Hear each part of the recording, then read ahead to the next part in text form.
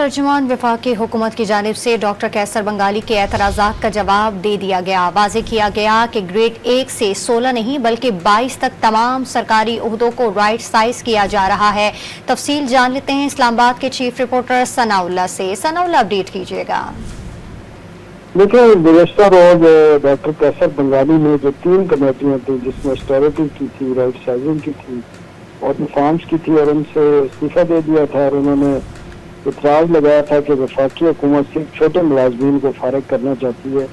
और इस पर उन्होंने जवाब दिया कि उन्होंने कहा कि उनकी राय राब्ते और समझ बूझ की जो है वो फुकदान है उसमें। उन्होंने कहा वो पहले मरहले में जो उनकी राय आई है, जो प्रपोजल आई है, उनको हुकूमत कदर की निगाह से देखती है। और उन्होंने कहा कि सिर्फ 1 से 16 नहीं बल्कि 17 से 22 ग्रेड की भी असामियाँ कम होंगी।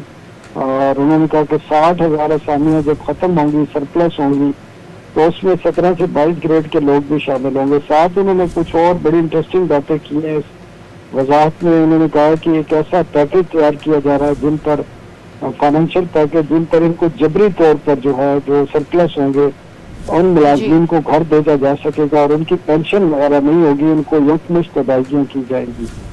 इसके साथ भी उन्होंने मुख्तलिफ चीज़ें बताई हैं जिसमें 1973 के सिविल सर्वेंट के जो कानून है जिसकी हम दान पर पहले तफसीलात दे चुके हैं वो भी आ रही हैं, जिसमें मालियाती पैकेज भी है।